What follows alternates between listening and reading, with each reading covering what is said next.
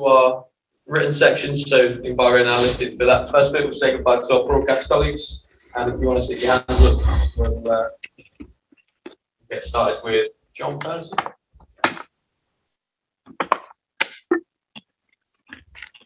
Okay, John, congratulations.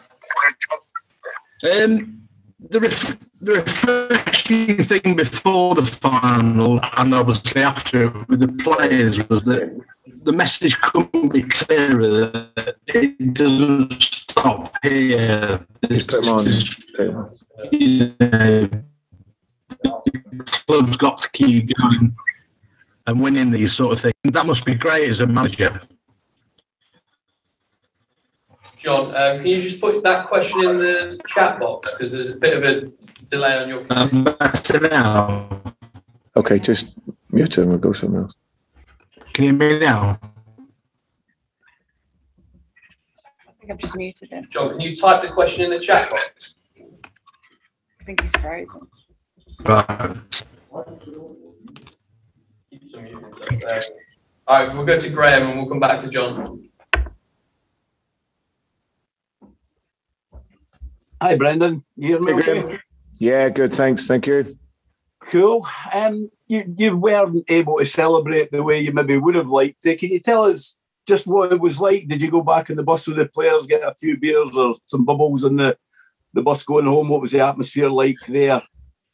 Yeah, listen, it was great. We obviously spent time in the changing room afterwards, which was really nice, and just enjoy the moment. And then, of course, because of the pandemic and the isolation, we were obviously in 3 coaches, so we were on the staff coach going back. But that was nice. We had a few beers on the way back and some dodgy music on the bus, and then we get back probably around about midnight or so back at the training ground, and then we had some snacks and a few more drinks and a bit of a sing song here at the training ground, but not probably what you would have wanted because of the quick turnaround in games. But it was still just nice to be with people that you've shared the day with.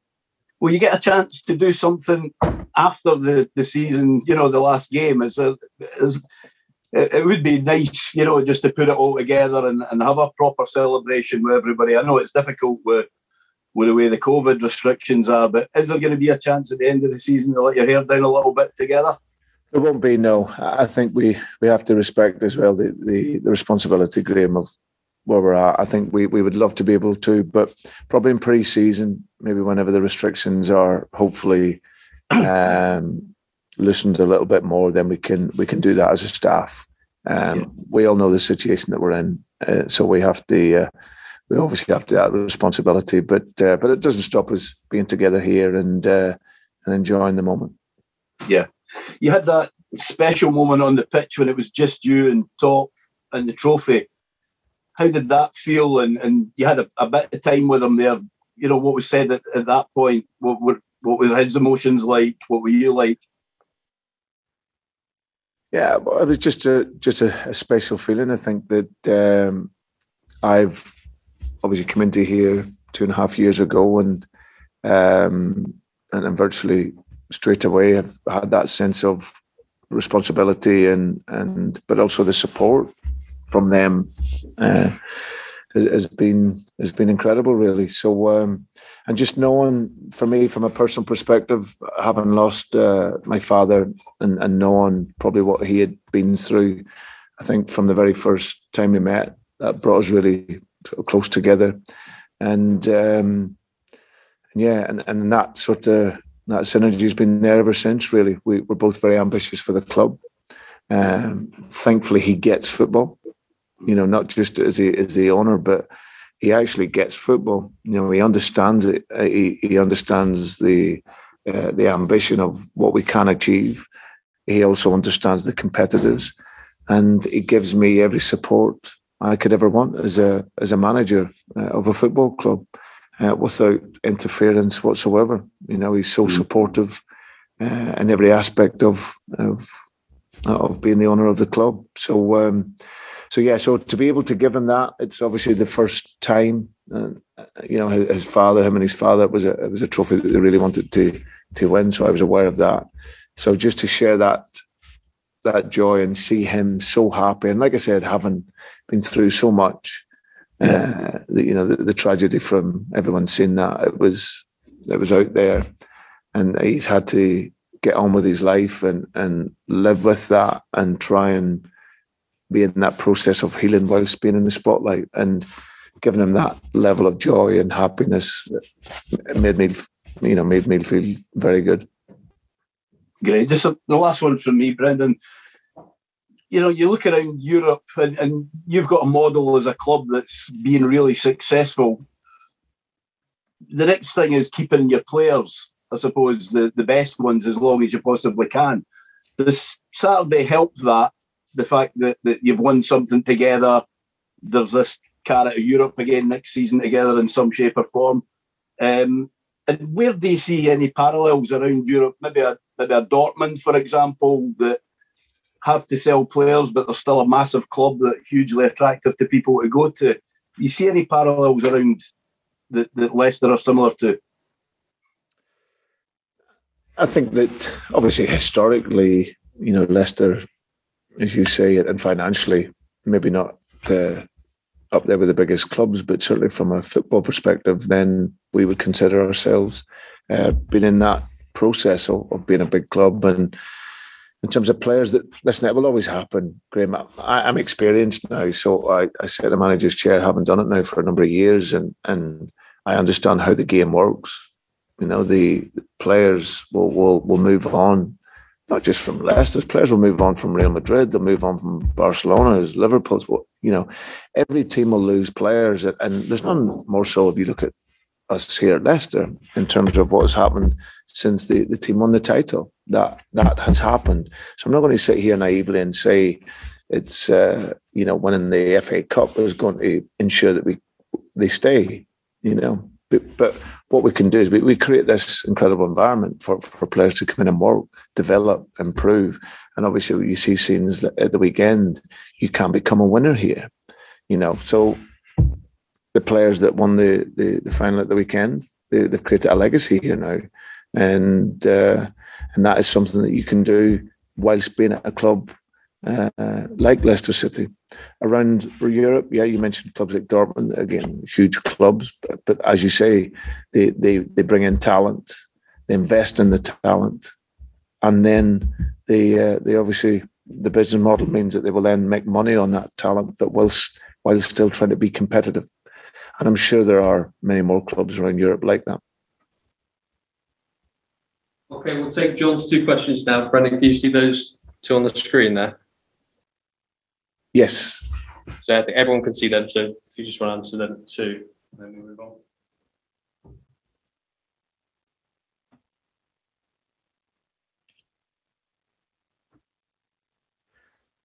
on. Right. So this. Okay. Is John still on there now? Yeah, he's still on. Just I've asked him to just talk them out. Yeah. He's still slow. Stay muted, John. That's when you're at your best. Yeah, so in terms of, after the game, it's the players talking about wanting to still continue to progress and win trophies.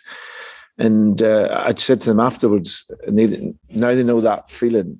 A lot of the players, even the likes of Casper, it was his first final. And once winning cups is different to winning the leagues. The cup is a real emotional time, and like you see at the weekend, none more so emotive than that game itself. But what that does is it gives you that feeling. So lots of the players became winners at the weekend, and once you've become a winner, that just activates something within you that wants you to have more of that. So it's great. We've got young players, they want that feeling. We've got senior players who want to continue with that.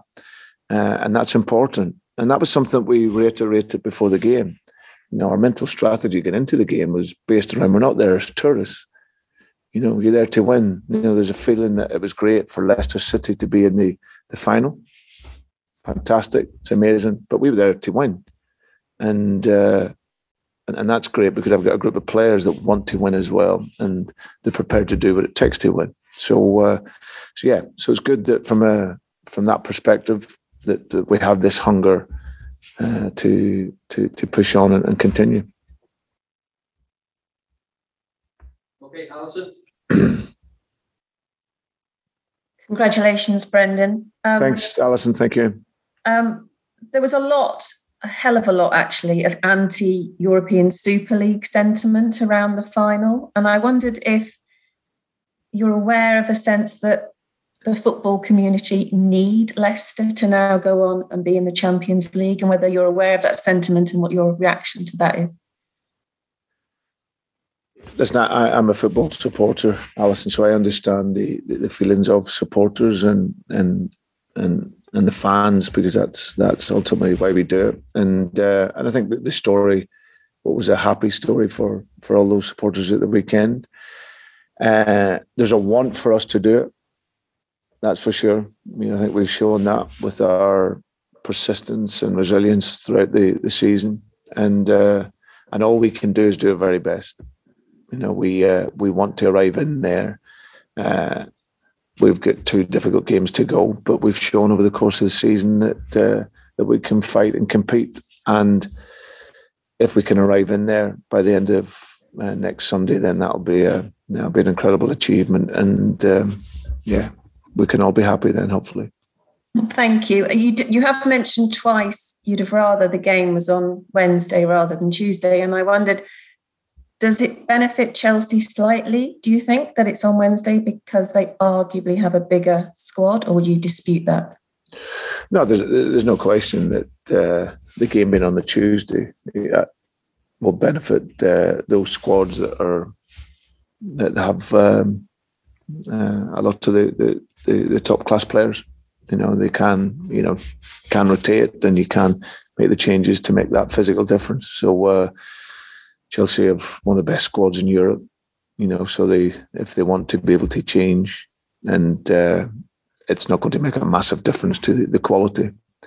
So the extra day would have helped us, but it doesn't mean that we'll be any less prepared or ready. But it would have been nice that somewhere along the line, after whatever, we've got 52 games, that we could have, especially playing on a Sunday, that we could have played on the Wednesday, and especially after the game on the Saturday. But as I said, we haven't talked about it all year. We're not going to moan too much about it now, but it certainly would have helped us. Thank you. Thank you very much. Thanks, Alice. Thank you. Okay, James Nursey. Morning, Brendan. Morning, James. The players obviously gave you the bumps on the pitch. That looked rather fun. Could you tell us what that was like? And also, if you did make the top 4, any insight into what the players might do to you then? I remember Harry Redknapp, I think, got a bucket of cold water over him, didn't he? Would you take that from the players? Yeah, I'm not sure they would do that. I think that all I would say is that I was probably a bit lighter for the players to throw up at the weekend than what was the poor Swansea boys when they threw me up about 10 years ago. It was a lot heavier then.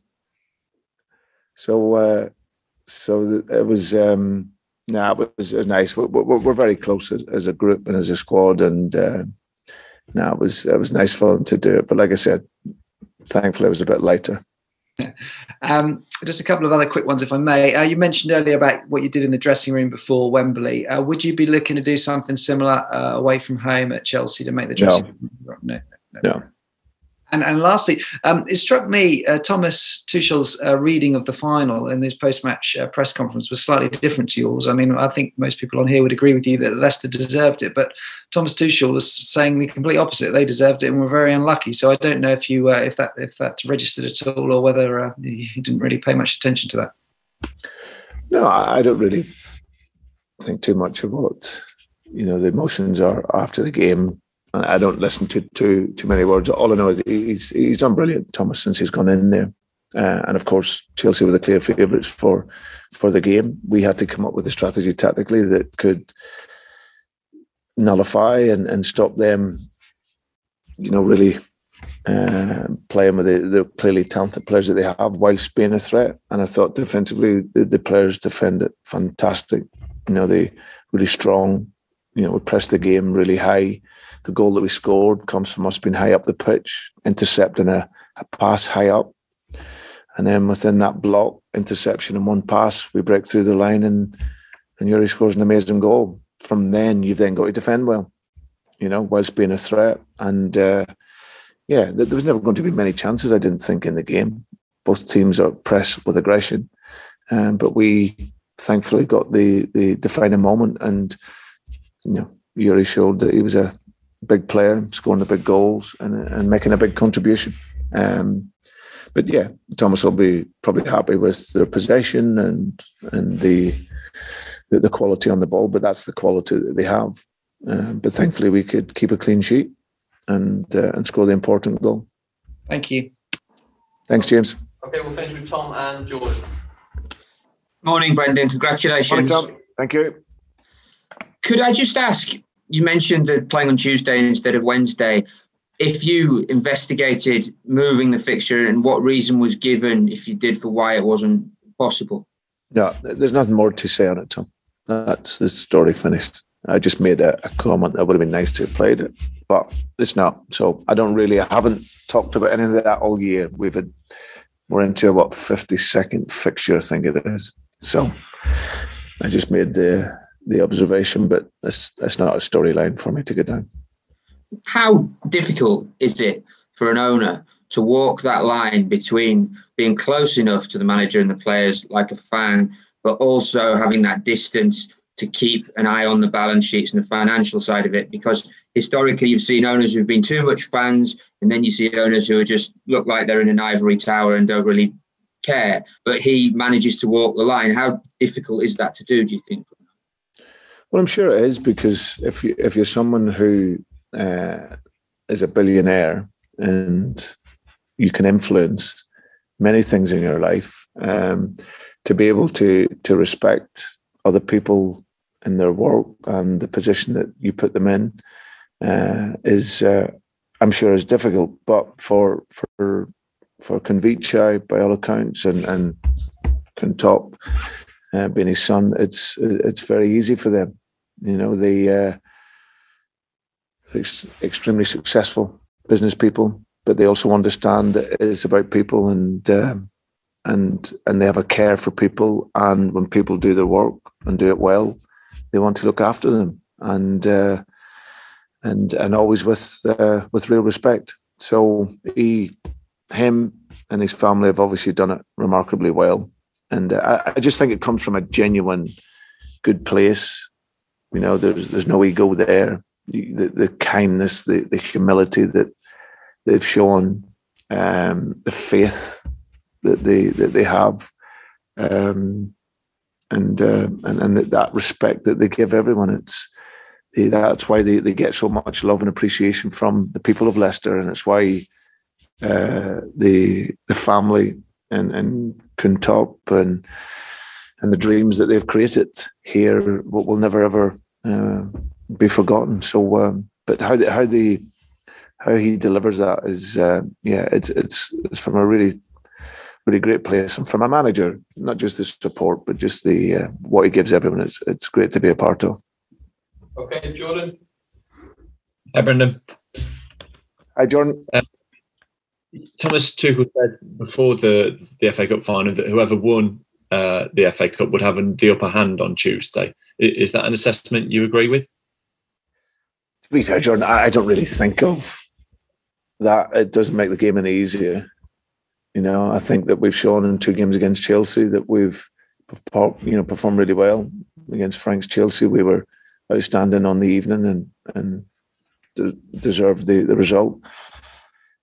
We were playing against a team that were high level of confidence, Champions League finalists, and we were able to put in a really good performance and get the win. Fantastic. We get the trophy, but now we've got to move on and get the work done. And for us, it will be equally as tough. So it gives you confidence, of course, but it doesn't take away the tariff in terms of how difficult it's going to be. It's still got to have a huge effort, and we'll prepare for that. There was a narrative around the end of last season in terms of missing out, and I know it's not something the players would have bought into. But is there a boost for them personally to kind of dispel it completely with winning the FA Cup and try, to completely get rid of that narrative that they kind of slip up at the key moments later in the season? Is that a particular boost going into 2 more high pressure games? No, not really. I think it's one, Jordan. We don't run with the story that you guys will.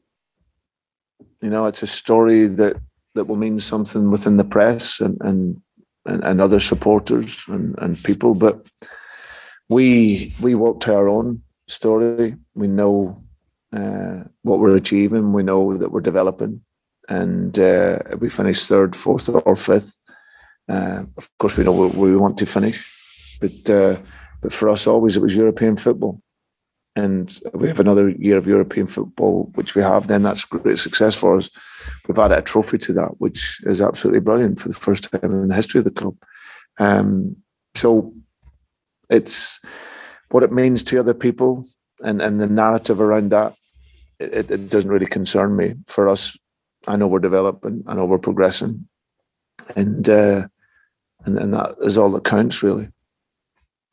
Thanks, Brendan. Congratulations again for Saturday.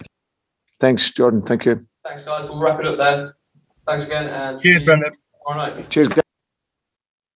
Cheers, Brendan.